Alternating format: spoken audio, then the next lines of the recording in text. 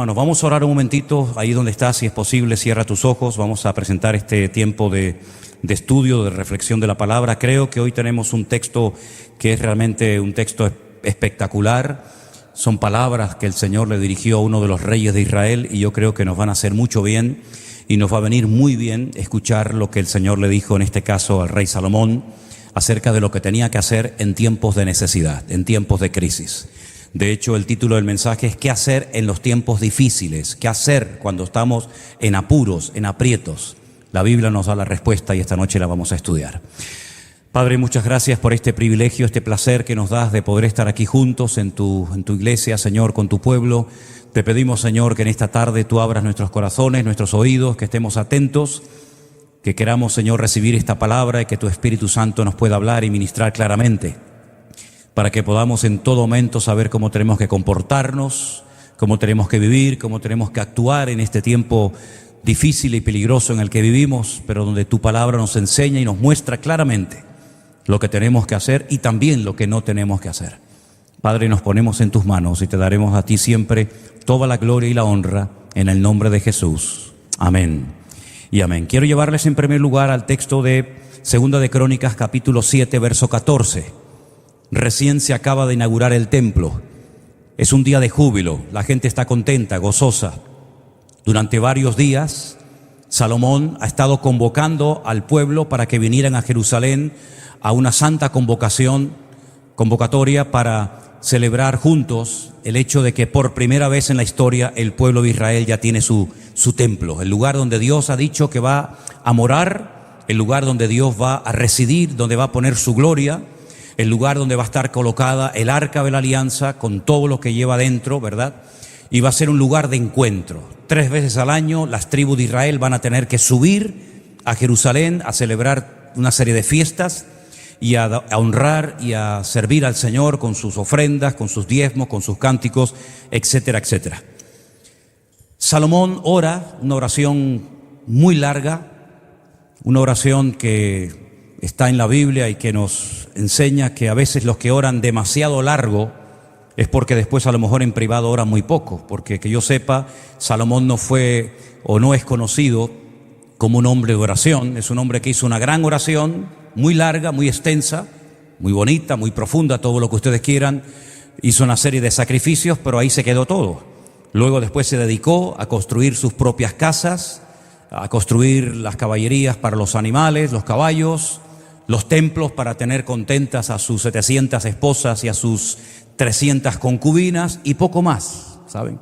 Ahora bien, como el Señor sabía perfectamente que de esa etapa de júbilo, de gozo y de aparente consagración iba el pueblo tarde o temprano a entrar en una etapa de crisis, de bancarrota espiritual, corrompiéndose, dejándose arrastrar y seducir por las costumbres de los pueblos paganos que vivían en Canaán en aquella época y en sus alrededores. Hay un momento en el que Dios le habla muy claramente a Salomón y le dice lo que tiene que hacer el pueblo y todos sus hijos a lo largo de la historia en momentos difíciles, en momentos de crisis. El pueblo de Israel llegó a un punto en el que se olvidó de Dios, totalmente. Le dio las espaldas descaradamente a Dios, comenzaron a adorar imágenes que nunca tenían que haber adorado, comenzaron a practicar costumbres prohibidas por Dios en su palabra. Pero el Señor les da el antídoto, les da la palabra exacta de lo que tienen que hacer cuando llegue ese tiempo de sequía, cuando llegue el tiempo en el que los enemigos que están ahora calladitos y en paz y quietos les ataquen y comiencen a complicarles la vida, la existencia. Cuando comiencen las cosas a ponerse difíciles en la vida, el Señor les dice con mucho tiempo de antelación lo que tienen que hacer para salir de ese callejón sin salida. Y esa respuesta de Dios, esa solución de parte de Dios, se encuentra, ya digo, en Segunda de Crónicas, capítulo 7, verso 14, un versículo muy conocido, probablemente muchos de ustedes lo conozcan de memoria, y que dice así: si se humillare mi pueblo, sobre el cual es invocado mi nombre, y oraren y buscaren mi rostro y se convirtieren de sus malos caminos, entonces yo oiré desde los cielos y perdonaré sus pecados y sanaré su tierra. 4 pasos fundamentales para obtener nuevamente la bendición y el respaldo del Señor. Esos 4 pasos los podemos resumir en 4 palabras o en 4 frases. La primera es humillarse ante la presencia del Dios Santo. La segunda es orar a Dios. La tercera es buscar su rostro o su presencia, que es lo mismo. Y finalmente convertirse de los malos caminos. Se supone que cuando una persona, una familia, un país está pasando un momento difícil, lo mejor que puede hacer es humillarse, darle un palo al ego, dejar a un lado el orgullo, la arrogancia, la soberbia, la superficialidad, humillarse delante del Señor con sinceridad. Pero lamentablemente no siempre es así. Yo he conocido personas que están ya en una fase terminal y hemos ido a orar por ellos, hemos ido a visitarles, y al pedirles que si quieren orar, nos han dicho no quiere entregarle su corazón al Señor, no quiere pedirle perdón por sus pecados sabiendo que le quedan probablemente minutos de vida, no. Y nos hemos encontrado con casos así, de personas que incluso en el peor momento de su vida, y me recuerdo al ladrón no arrepentido en la cruz, ¿verdad? Uno de los malhechores que estaban al lado del Señor, dice la Biblia que mientras el otro le dijo al Señor, acuérdate de mí cuando vengas en tu reino, el otro más bien se burlaba y le injuriaba y se metía con el Señor. Así hay mucha gente hoy en día que ni siquiera en el peor momento de su vida, en la crisis más profunda de su matrimonio, de su economía, incluso estando enfermos con un diagnóstico de muerte, ni siquiera así se humillan. Sin embargo, la palabra del Señor nos enseña, por ejemplo, hay un salmo precioso que es el Salmo 118, les aconsejo su lectura, donde el salmista dice: desde la angustia invoqué al Eterno y el Eterno me respondió, porque mejor es confiar en Dios que confiar en los hombres o en los príncipes. Y ese es el centro de la Biblia.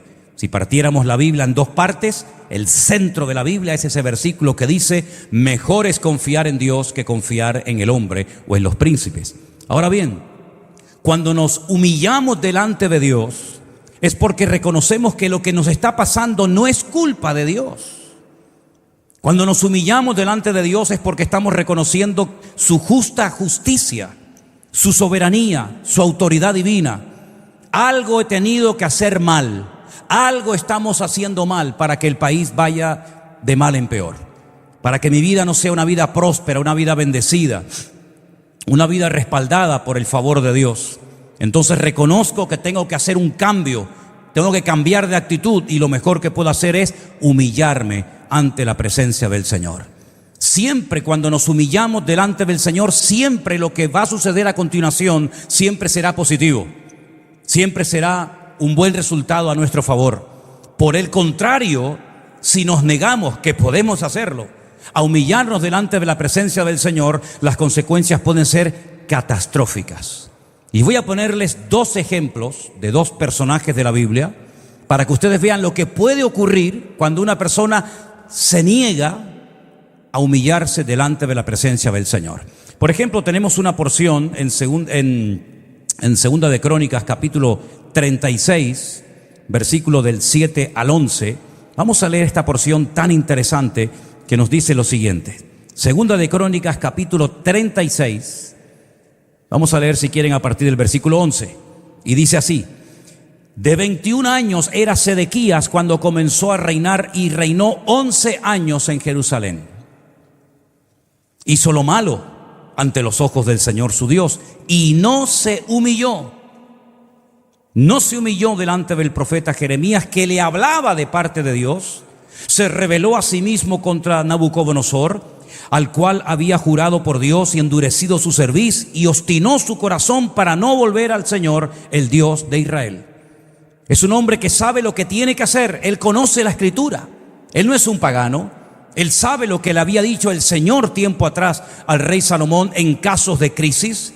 Pero dice la Biblia que no se humilló. Y si seguimos leyendo el reinado de Sedequías, en el verso 16 dice: mas ellos hacían escarnio de los mensajeros de Dios, menospreciando sus palabras, burlándose de sus profetas, hasta que subió la ira de Dios contra su pueblo, y dice: y no hubo ya remedio. Ya no había nada que hacer. Cruzaron la línea, sabían lo que tenían que hacer, sabían que el camino correcto era humillarse, pedir perdón delante del Señor, pero dice que se rebelaron contra Dios, contra toda la autoridad del tiempo presente, y dice la Biblia que por no querer humillarse, las consecuencias en la vida del rey Ezequías fueron terribles. Ustedes me acompañan a Jeremías capítulo 52, es increíble lo que vamos a leer ahora. Dice la palabra de Dios en Jeremías capítulo 52. Si quieren leemos a partir del versículo 7. Jerusalén es sitiada. El ejército del rey Nabucodonosor está rodeando la ciudad. La gente muere de hambre. Lo están pasando realmente mal. No hay escapatoria. Y dice que llegó el momento en el que se abrió una brecha en el muro de la ciudad. Ellos creían que como tenían el templo de Jerusalén dentro de las murallas, no iba a pasar nada. Aunque fueran idólatras, rebeldes, desobedientes, no pasa nada. Sin embargo, dice aquí que llegó el momento en el que fue abierta una brecha en el muro de la ciudad y todos los hombres de guerra huyeron. Y salieron de la ciudad de noche por el camino de la puerta entre los dos muros que había cerca del jardín del rey. Y se fueron por el camino del Arabá, eso es, al desierto. Estando aún los caldeos junto a la ciudad alrededor. Versículo 8. Y el ejército de los caldeos siguió al rey y alcanzaron a Sedequías, aquel que no se quería humillar, ¿se acuerdan? Aquel que no se quería postrar delante del Señor. Dice que lo alcanzaron en los llanos de Jericó. Fíjese el camino desde Jerusalén hasta Jericó, hay un buen recorrido. Allí lo alcanzaron porque lo abandonó su ejército. Entonces, escuchen, prendieron al rey y le hicieron venir al rey de Babilonia a Ribla. Ribla es Siria. Para que sepan que cada vez que lean el nombre de Ribla, estamos hablando de Siria, en tierra de Amat, donde pronunció sentencia contra él. Escucha, degolló el rey de Babilonia a los hijos de Sedequías delante de sus ojos. Qué terrible escena, ¿no? Ver que el rey de Babilonia está haciendo eso terrible en contra de tus hijos. También degolló en Ribla a todos los príncipes de Judá. No obstante, el rey de Babilonia solo, gracias a Dios, solo le sacó los ojos a Sedequías. Le ató con grillos y lo hizo llevar a Babilonia y lo puso en la cárcel hasta el día que murió. Él sabía lo que tenía que hacer. Todo esto se podía haber evitado. Esta tragedia nacional, miles de personas muertas, sus propios hijos. Mira la forma como mueren. Él queda ciego porque le arrancan los ojos. Se lo llevan a Babilonia como si fuera un animal tirado por cadenas. Allí murió en una mazmorra. Todo eso se podía haber evitado si él hubiera hecho lo que dice Segunda de Crónicas 7:14. La solución, el remedio divino. Si mi pueblo se humillare, pero hemos leído que él no quiso humillarse. Y el que no quiere humillarse delante de Dios, pues que se atenga a las consecuencias. Amén, hermanos. Hay cosas en la vida que podemos evitar si hacemos lo que Dios manda. Si ponemos en práctica la palabra de Dios, se pueden evitar muchas cosas. Problemas económicos, problemas matrimoniales, problemas incluso hasta físicos. Muchas cosas se pueden evitar en la vida. Pero si sigues, como decimos en Canarias, R que R, sin querer humillarte, siempre con las plumitas del pavo real desplegadas, bueno, hijo, atente a las consecuencias. Sedequías no tenía por qué haber muerto así. Tenía nada más y nada menos que en la ciudad al profeta Jeremías. Él no podía haber dicho, es que yo no sé qué hacer, no tengo palabra de Dios, no conozco la escritura. Él sabía perfectamente lo que tenía que hacer, pero no quiso cambiar. Dice incluso que quiso matar al profeta Jeremías. El Señor lo salvó milagrosamente. Lo azotaron, lo metieron dentro de una cisterna para que se ahogara, ¿verdad? Sin embargo, el Señor protegió a Jeremías, que vivía en la misma ciudad, que fue atacado por el mismo ejército de Nabucodonosor, pero sin embargo, fíjense a Ezequías lo que le pasa. Algo que se podía haber evitado si se hubiera humillado delante de la presencia del Señor. Es un versículo realmente poderoso el que tenemos delante en esta tarde, porque encontramos los 4 pasos para una restauración segura en el Señor. Un paso nos lleva al otro. Cuando nos humillamos delante del Señor es porque reconocemos nuestra bancarrota espiritual. porque hemos llegado a la conclusión de que por nosotros mismos no vamos a salir del pozo de la desesperación. Lo mismo le tuvo que pasar a Jonás cuando llegó a lo más bajo, al vientre de aquel enorme pez. Dice que allí se humilló e invocó el nombre del Señor y Dios lo sacó de aquella desesperación tan grande en la que estaba. Cada vez que nosotros nos humillemos delante de la presencia del Señor, siempre vendrán bendiciones, lluvia de bendiciones a nuestras vidas y a nuestras familias. ¿Cuántos dicen amén? Pero no es suficiente con humillarse, no es suficiente con reconocer el error, el pecado, sino que el segundo paso es orar. Si mi pueblo se humillare y orare, invocar en mi rostro, es un segundo paso fundamental. Pero en este punto de la oración, quiero recordarles un versículo del Nuevo Testamento, concretamente de la carta de Santiago, que dice que la oración eficaz del justo es la que puede mucho. No la oración en sí misma, no. La oración eficaz del justo es la que puede mucho. La pregunta es, ¿qué ingredientes tiene que tener una oración para que sea eficaz? Porque el objetivo no es simplemente orar. El objetivo es que cuando oremos obtengamos la respuesta, ¿sí o no? Eso es lo que confiamos y esperamos todos. Esta es la confianza que tenemos en Él, que si pedimos alguna cosa conforme a su voluntad, Él nos oye. Y si sabemos que Él nos oye, tenemos las peticiones que le hayamos hecho. Pero ¿cuáles son, los ingredientes bíblicos, divinos, para que podamos decir, he orado eficazmente, ahora solamente me queda esperar pacientemente, con gozo, en la presencia del Señor hasta que Él responda a mi oración? Hermanos queridos, una cosa es orar y otra cosa es orar eficazmente u orar bien. ¿Por qué digo orar bien? Porque yo he llegado a la conclusión de que nuestro nivel de madurez, nuestro crecimiento espiritual se manifiesta muchas veces por la forma como oramos, la forma como pedimos, la forma como nos presentamos delante del Señor. Habla mucho del tipo de persona, espiritualmente hablando, que tú eres. Hay personas que oran y piden, pero no están orando bíblicamente, no están orando bien. A veces por gracia y por pura misericordia de Dios, a pesar de no haber orado todo lo correcto que deberíamos de haberlo hecho, obtenemos respuestas. Pero creo que nuestro objetivo debería ser pedirle al Señor: Señor, enséñame a orar bien y eficazmente. Renovar mi vida de oración, mi vocabulario a la hora de orar. Y no es cuestión de gritos, no es cuestión de hacer un show y ni un espectáculo, ni llamar la atención hacia mi persona, porque todo lo que hagas que llame la atención hacia tu persona, ya empezaste mal. Primero, la oración tú tienes que pasar desapercibida. El que tiene que notarse es el Señor, no tu palabra, ni tus gestos, ni tus espavientos, en primer lugar. En segundo lugar, la oración tiene que ser hecha conforme a la voluntad de Dios. Pero ¿cómo vas a orar conforme a la voluntad de Dios si no lees la Biblia e indagas cuál es la esencia del corazón de Dios? Voy a ponerles 3 ejemplos de 3 personajes diferentes de la Biblia que oraron, que hablaron no muy bien que digamos, aunque obtuvieron respuesta, pero se demuestra su falta de madurez a la hora de pedir o a la hora de hablar. ¿Se acuerdan ustedes, conocen a un personaje llamado Eliezer? ¿O Eliezer? ¿Quién era Eliezer?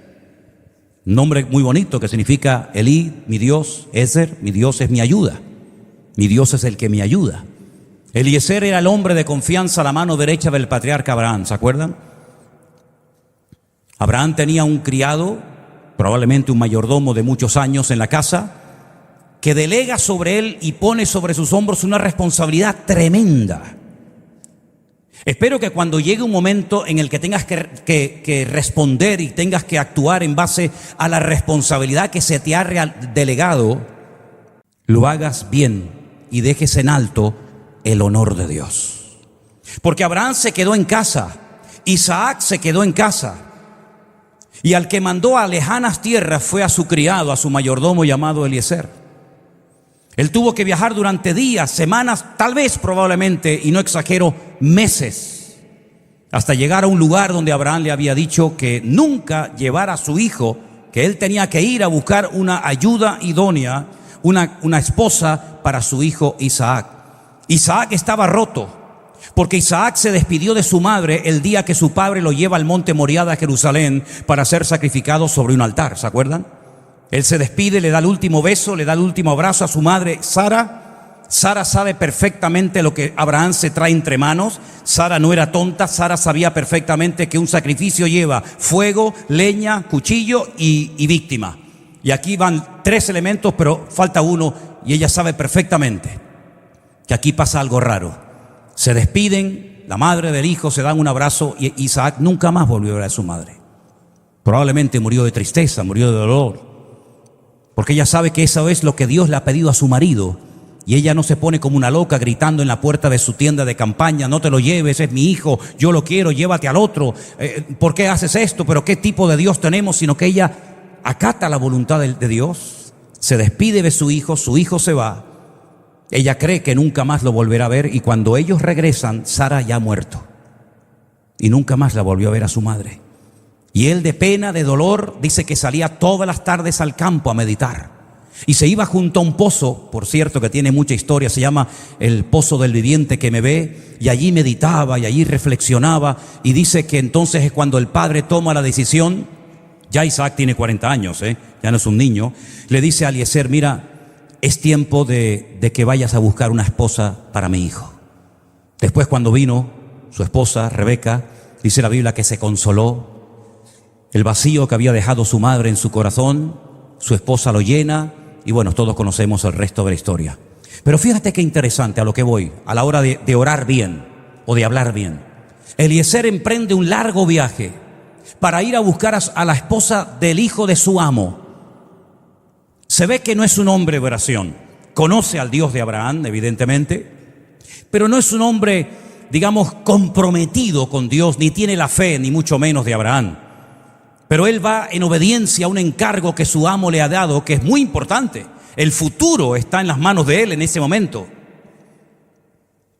Y cuando llega a un pozo, él dice: la primera que salga y me dé de beber agua a mí y a mis camellos, esa me la llevo.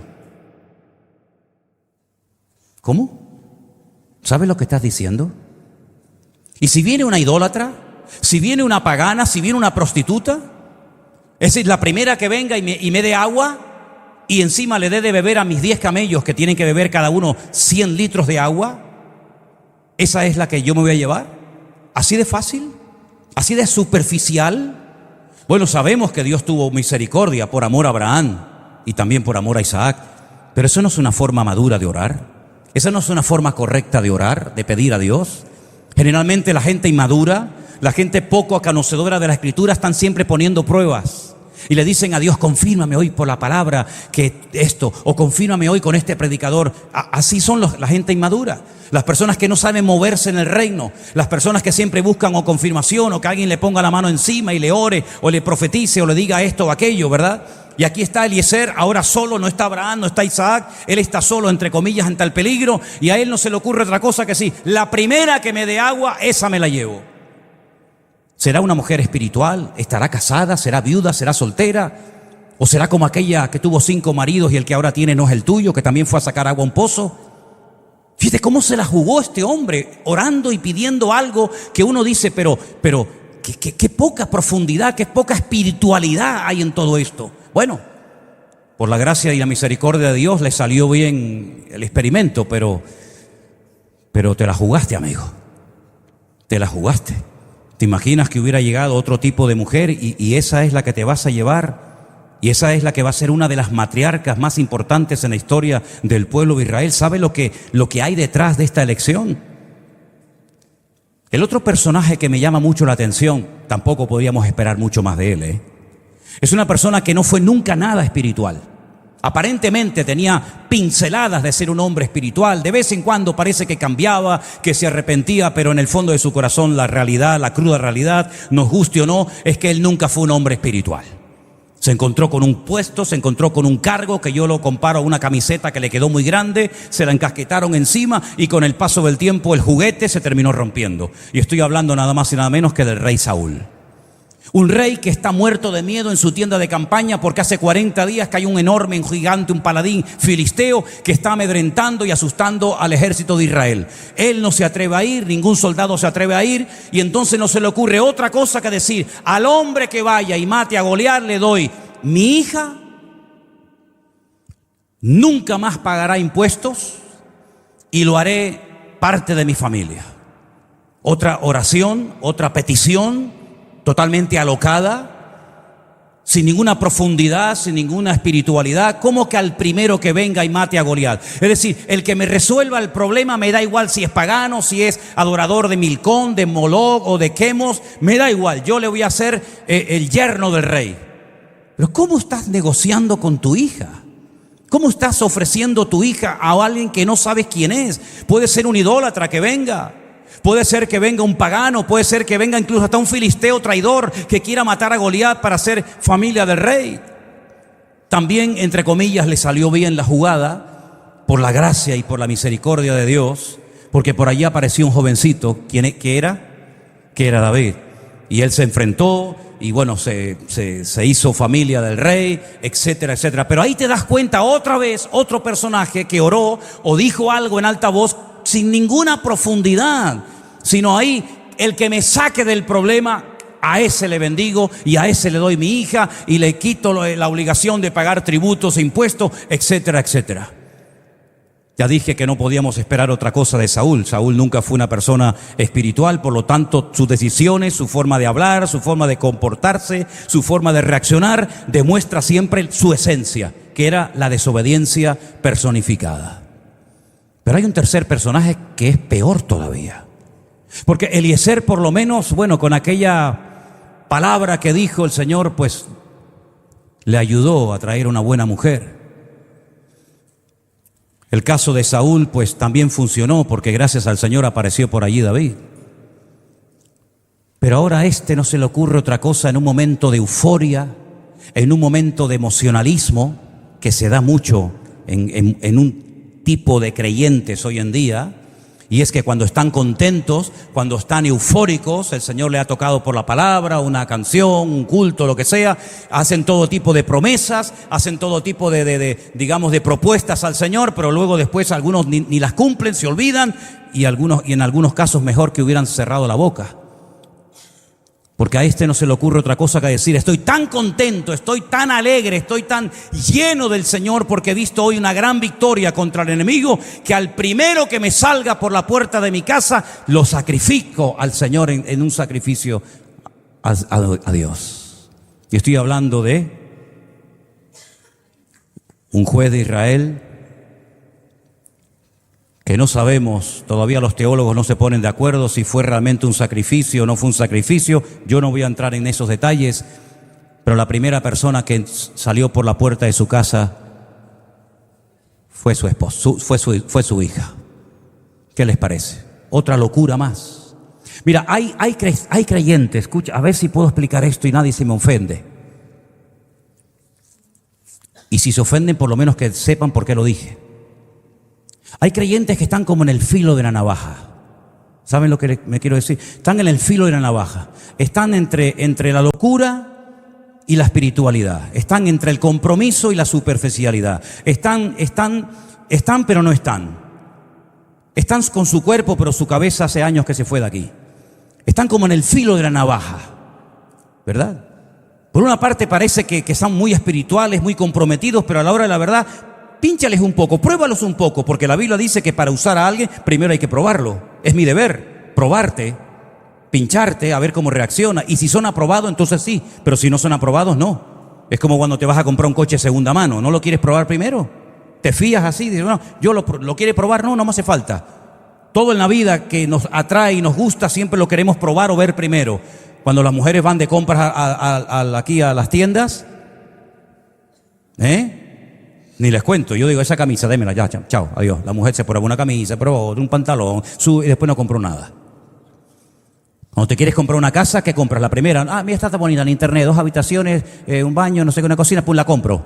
No, vamos a verla, cuándo es, ahí las tuberías y la electricidad y la contribución. ¿Y por qué a la hora de vivir para Cristo, por qué te niegas a que el Señor te pruebe? Si tú llevas toda la vida probando todo lo que tienes y todo lo que te has comprado, ¿por qué el Señor no puede tener la misma libertad con nosotros de probar nuestra fe, nuestra puntualidad, nuestra santidad, nuestra vida de oración? ¿Por qué no nos dejamos probar y nos rebelamos cuando Dios nos prueba? Es que se enfada el dueño de un coche cuando digo, no, es que yo quiero probarlo primero. No es normal.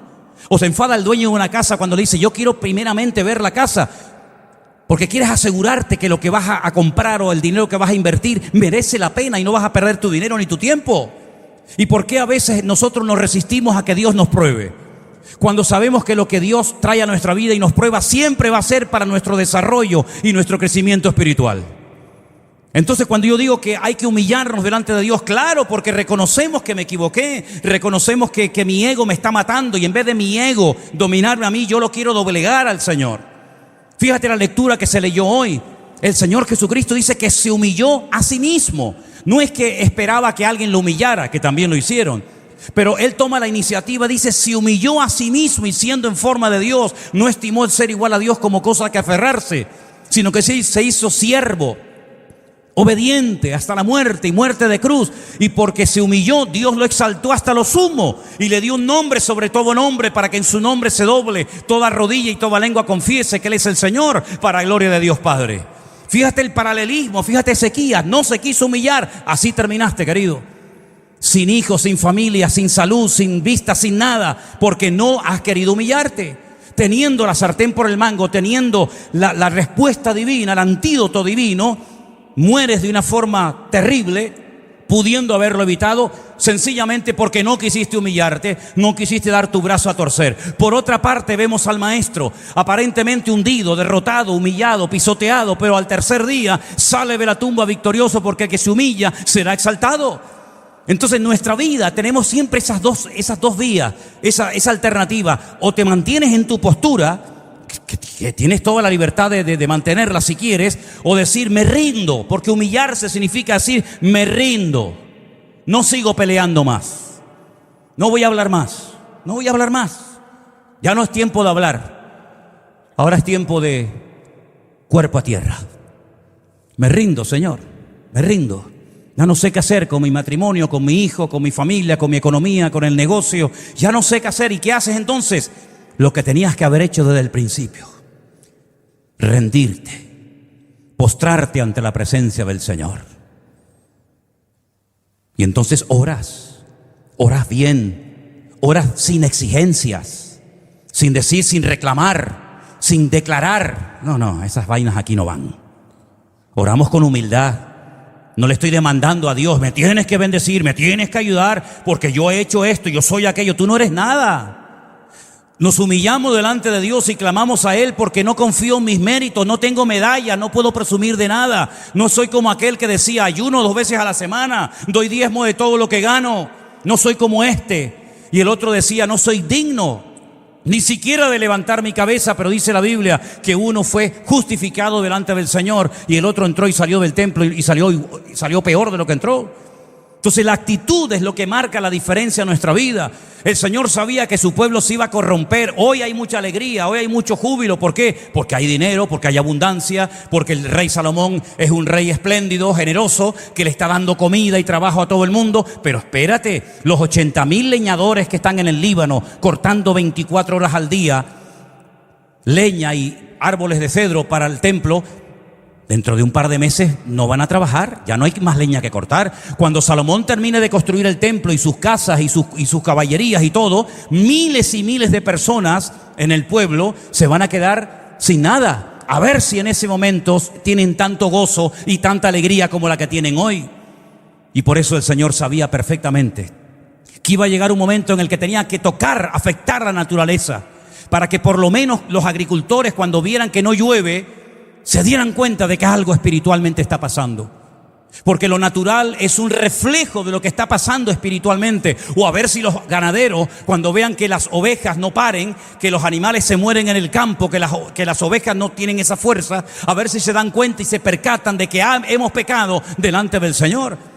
Y entonces cuando se dé cuenta el rey, los agricultores, los ganaderos, los hombres de guerra, todo el mundo se dé cuenta, sepan lo que tienen que hacer: humillarse, orar. Y dice aquí, tercer punto, buscar mi presencia, buscar mi rostro.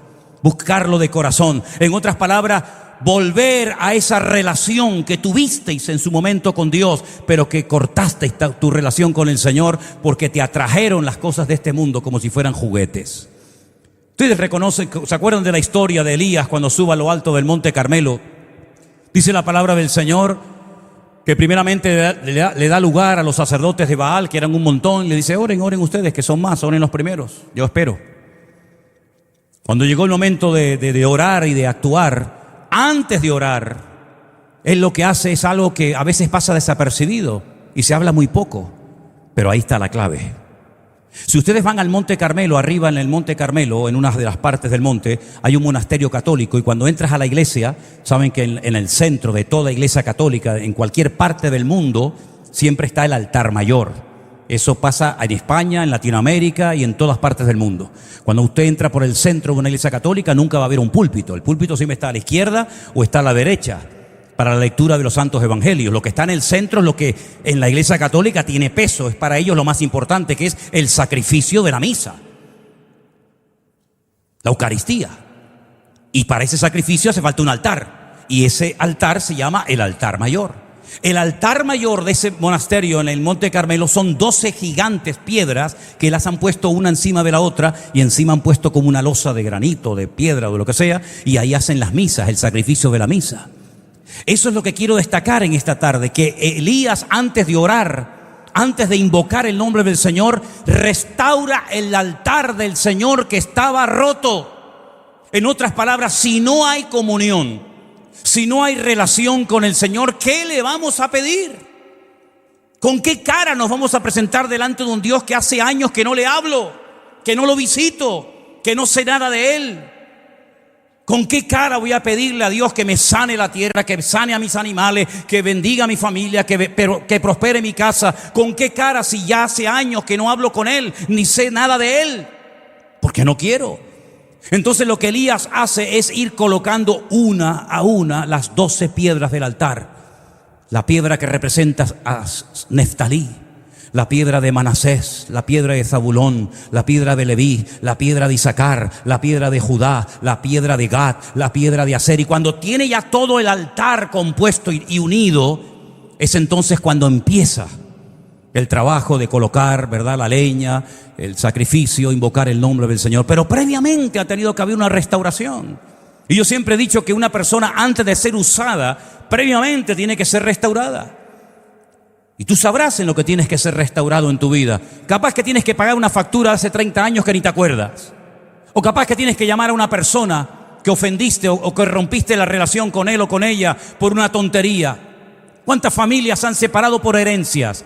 Qué peligrosas son las herencias, ¿eh? Yo no las quiero, ¿eh? Yo no quiero herencias de nadie. Hermanos que se llevan muy bien, se muere el viejo, y después empiezan las peleas: quítate tú para ponerme yo, porque a ti te dio esto y no me lo dio a mí, yo quería aquello, yo quería lo otro. Qué lío las herencias, ¿verdad? Solamente quiero la herencia espiritual, que no trae problemas, ¿verdad? Pero saben, mis queridos hermanos, aquí lo que está diciendo el Señor es que cuando ustedes se humillen, cuando ustedes busquen mi rostro, lo que tienen que hacer antes de que yo comience a sanar la tierra, antes de que yo comience otra vez a mandar la lluvia temprana y tardía, antes de que comience todo a cambiar en lo natural, primeramente ustedes tienen que recuperar su relación con el Señor. Es más, en uno de los mensajes que encontramos en el libro de los Hechos, si no recuerdo mal, dado por Pedro, él dijo que antes de que venga el Señor entraremos en un tiempo de restauración de todas las cosas. En otras palabras, Dios tiene que restaurar muchas cosas en su pueblo. Tiene que restaurar su comunión, tiene que restaurar la sana doctrina. Hay congregaciones que ya no se predica la Biblia, se predica no sé de qué. En otras palabras, Él quiere restaurar tu comunión y tu relación diaria con el Señor. Que usted no dependa de la oración de un pastor, que usted no dependa de la imposición de manos de un apóstol, de un profeta, que usted dependa única y exclusivamente del Señor. Me llamen o no me llamen, me visiten o no me visiten, me da igual.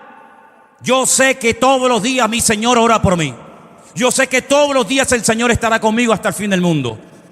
Y no es que seamos egoístas, no es que seamos soberbios, que yo no necesito de nadie, sino que mi relación con el Señor, hermano, no depende de una iglesia, de un culto, de un pastor. ¿Por qué? Porque yo sé doblar mi rodilla y esperar en la presencia de mi Señor. Y mi Dios que me ve en secreto, no te preocupes que me va a recompensar en público. De hecho, toda recompensa pública es la evidencia de que hay una comunión en privado con el Señor. No invertamos el orden. Finalmente, una vez que hemos orado, una vez que nos hemos doblado delante del Señor, una vez que nos hemos rendido y postrado delante de su presencia, entonces dice, y se conviertan de sus malos caminos. En otras palabras, tiene que haber un cambio. Lo que no puede ser es que ahora, como estás con la soga hasta el cuello, amigo, ahora sí, ¿no? Claro. ¿Y si tuvieras el agua por la rodilla? Pero ya has llegado a un punto en el que ya no das más. Bueno, pues ahora lo que tienes que hacer es sentarte y decirle al Señor, ¿dónde comenzó mi deterioro espiritual? ¿Dónde perdí a mi hijo? ¿En qué parte del camino lo perdí? ¿En qué parte mi matrimonio comenzó a hacer aguas y yo no me di ni cuenta? ¿En qué parte perdí la gloria y la presencia de Dios en mi vida y no me percaté de ello? Porque la palabra de Dios dice que Sansón, por coquetear y flirtear con el pecado, dice que un día la presencia, el Espíritu de Dios se fue de él y no lo sabía. Y pensaba que podía seguir jugando y vacilando, ¿verdad? Y no pasa nada, total, mañana me levanto, soy el hombre más fuerte y más ungido del país. Y dice que la presencia del Señor se fue de su vida y no se había dado cuenta, que eso es lo peor. Es como el que le huele la boca, ¿no? El último que se da cuenta es al que le huele. Sí. Todos se dan cuenta, menos al que le huele. Bueno, un ejemplo tonto, perdón. Ahora todo el mundo masticando chicle. A Saúl le pasó lo mismo. A Saúl le pasó lo mismo, ¿no? Como soy el rey, pues no tiene nada que ver. El cargo, la responsabilidad, la edad que tiene, no te vacuna, no te inmuniza en contra de llevar una vida de orden delante de Dios. Otro que perdió la presencia del Señor y no se dio cuenta. Y alguno, por si acaso está por ahí o en casa viendo el culto, dirá, pero está citando temas y personajes del Antiguo Testamento. Eso no pasa hoy en día. ¿Ah, no? No pasa eso hoy en día. Si alguno se ha descarriado de entre vosotros, hermanos, sepa que el que haga volver al pecador del error de su camino salvará de muerte un alma y cubrirá multitud de pecados. ¿Qué te parece? ¿Y la iglesia de la Odisea? ¿Te gusta ese ejemplo? La iglesia, no hablo de una keilá, pero de una sinagoga, hablo de una iglesia cristiana, de una comunidad cristiana. He aquí estoy a la puerta, llamo, si alguno oye mi voz y abre la puerta, entraré a él, cenaré con él y él conmigo. ¿A quién le cantaba esa gente? ¿A quién le estaban rendiendo culto los hermanos de la iglesia de la Odisea?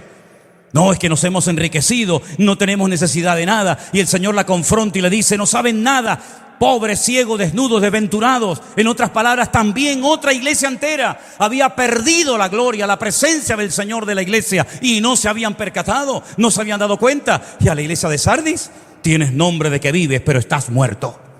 En otras palabras, cuidado, porque a veces miramos los errores o los pecados de otro como para justificar los nuestros propios, y es un gravísimo error.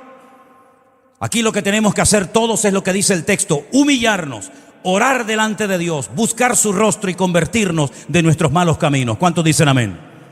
Para el mundo, humillarse es señal de debilidad. De hecho, a veces he escuchado a alguna gente que dice: yo no me voy a dejar humillar por nadie. Yo tengo mi orgullo. Y yo digo para mí, así te va.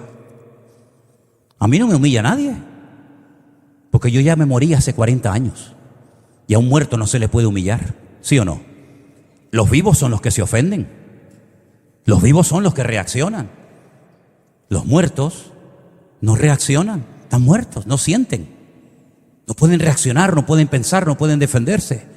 ¿Y no dice la Biblia que la vida cristiana tenemos que morir para vivir? Cuando nos bautizamos, ¿qué estuvimos haciendo? ¿Nos fuimos a dar un baño porque hacía mucho calor? ¿O quisimos sepultar debajo del agua nuestra antigua vida para resucitar a una vida nueva? ¿O ese texto que dice Pablo, donde dice: ya no vivo yo, mas vive Cristo en mí, lo que ahora vivo lo vivo en la fe del Hijo de Dios, ¿verdad? El cual me amó y me salvó y se dio a sí mismo por mí. ¿Eso que solamente es para Él? ¿O eso también es un lema para todos y para cada uno de nosotros?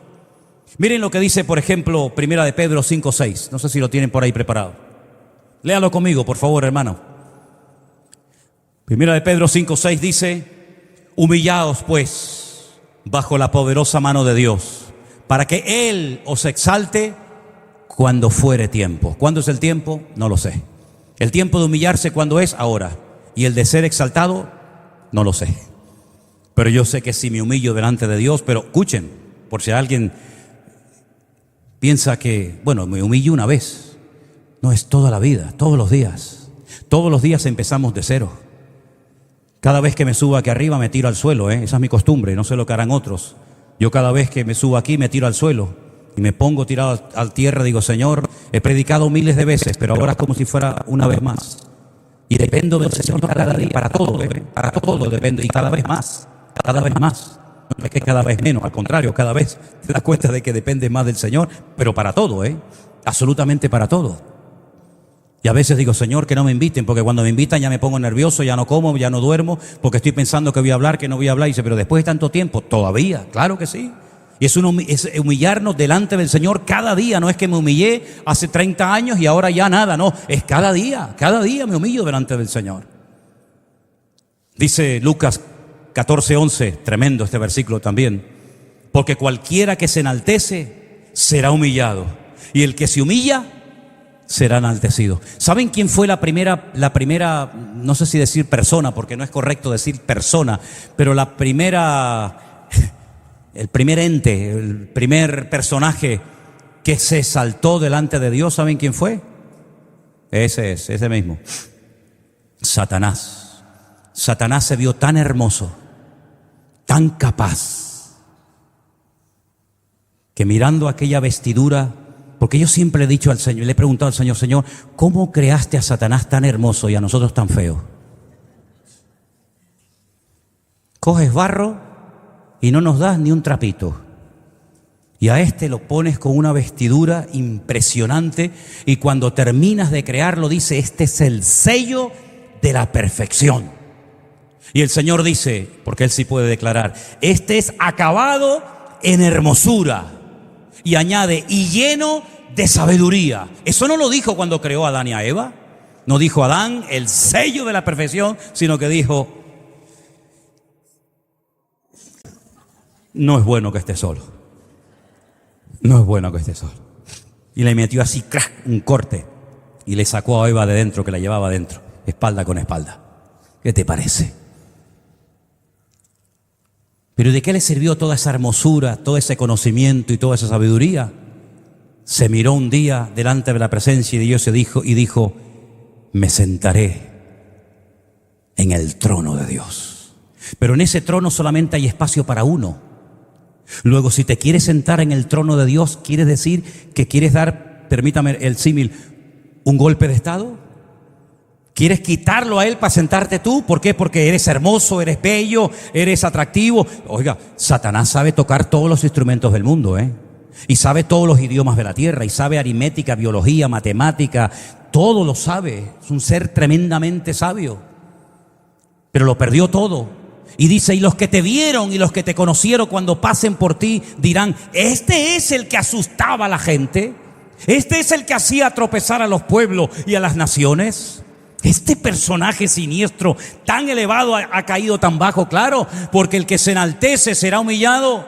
Seré semejante al Altísimo, me sentaré en el trono de Dios. Pero fíjate, Filipenses 2, lo hemos leído esta tarde, siendo igual a Dios, no se aferró a sus atributos, a sus privilegios, sino que se humilló a sí mismo. En otra palabra, descendió, y el otro subió, y ya sabemos el resultado tanto de uno como de otro.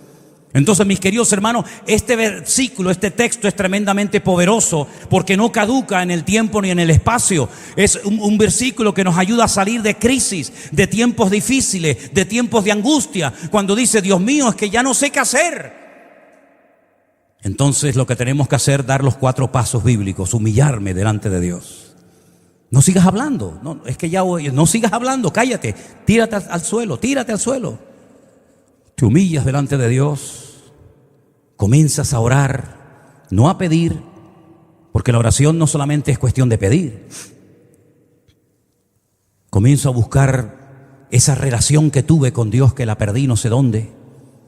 Como yo le dije una vez a uno, digo, oye, ¿dónde dejaste el yelmo? El yelmo que se te cayó hace tiempo, y la coraza y la espada la perdiste. Mira a ver dónde la dejaste, muchacho. Y algunos que no saben de lo que estoy diciendo empiezan a decir, no sé, la habré dejado por aquí. Digo, sí, búscala por aquí que la vas a encontrar. Entonces hay que pararnos y decir, ¿dónde empecé a enredarme? Como dice la Biblia, ninguno que milita se enreda en los negocios de la vida. Pero algunos dicen, no, pero eso es para los pastores. ¿Ah, sí? ¿Tú no estás militando en el reino de Dios? ¿Tú que estás en otro ejército diferente al mío? ¿No estamos todos en el mismo ejército? Pues dice la Biblia que ninguno que milita en el ejército de Dios se enreda, se deja atrapar por el sistema faraónico del mundo, sino que al contrario huye de él para tener más tiempo para servir al Señor. ¿No sacó el Señor a su pueblo de la esclavitud? ¿Para qué? ¿Para que le sirviera? ¿Para qué vino el Señor a este mundo? Para liberarnos del pecado, para que podamos servirle. Como dije el otro día, David, ¿para qué venció a todos los enemigos? Para que en tiempo de paz Salomón pudiera hacer la obra de Dios. ¿Para qué vino Cristo? Para derrotar al diablo y a sus demonios. ¿Para qué? Para que con la paz que tengo pueda servir al Señor como Salomón sirvió en lo natural, pero yo en lo espiritual. Así que, mis queridos hermanos, si estás pasando o vas a pasar en el futuro un tiempo difícil, un tiempo de angustia, ya sabes lo que tienes que hacer.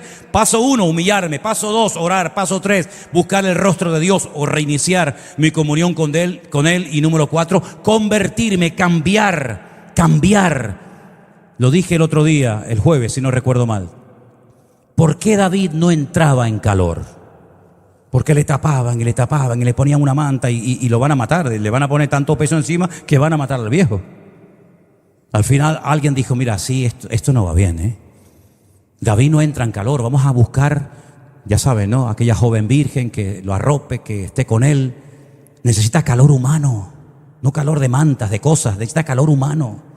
Este hombre está falto, carente de amor fraternal, de calor humano. Y mira cómo se solucionó el problema. Si sigues haciendo la misma cosa y no sale bien, pues tienes que pararte y decir, Señor, no tendré yo que convertirme. Y convertirme no es que soy un pecador, no, convertirme es querer cambiar. Quiero aprender a hacer las cosas bien. El problema es que a veces algunos llegan a un punto en la vida que ya no quieren aprender. Ya tienen esa actitud de decir, bueno, yo ya tengo una edad, yo he estado en un montón de iglesias, yo ya me he leído la Biblia 30 veces. ¿Qué voy a aprender yo ahora? Pues sabes, es mejor empezar de cero que no acabar la carrera. El Señor hoy nos da la respuesta bíblica, el antídoto perfecto para salir de cualquier crisis. Ay, si don Pedro, el que vive allí, Pedro, humíllate delante de Dios, busca el rostro de Dios y España levantará cabeza. Señor Maduro, yo sé que este mensaje lo va a ver. Señor Maduro, déjese de rollos. La Navidad no es el 1 de octubre, caballero. Usted lo que tiene que hacer es lo que dice la palabra de Dios, humillarse delante de Dios, pedirle perdón a los venezolanos por el destrozo que está haciendo en su tierra, que se la entregaron hermosa y la va a entregar hecha a pedazos. Orar delante de Dios, no irte a los brujos, santeros y curanderos. Buscar la presencia del Señor, humillarte delante de Él, cambiar el rumbo, dejarte pastorear, dejarte asesorar, y el Señor sanará otra vez a Venezuela y a Cuba y a cualquier... Pero si no hacemos lo que Dios manda que hagamos, después no le echemos la culpa a Dios de que las cosas no salen bien. El problema, ya digo, no está en el Creador, el problema está en la criatura. El problema no estuvo en Dios, el problema estuvo en Adán. El problema no estuvo en Dios, el problema estuvo en Israel. El problema no estuvo en Dios, estuvo en el rey. Y así sucesivamente. Por eso, mis queridos hermanos, vivamos cada día humillados delante de la presencia del Señor. Porque Dios ama a los humildes y a los altivos los mira de lejos. Qué versículo más bonito, ¿verdad? Bueno, vamos a orar en esta tarde, hermanos. Cierra tus ojos ahí donde estás. Bendito sea nuestro Dios. Ya sabemos lo que tenemos que hacer. Gloria a Dios. Gloria a Dios. Ya no hay excusa. Ya no hay excusa. Ya sabemos lo que tenemos que hacer.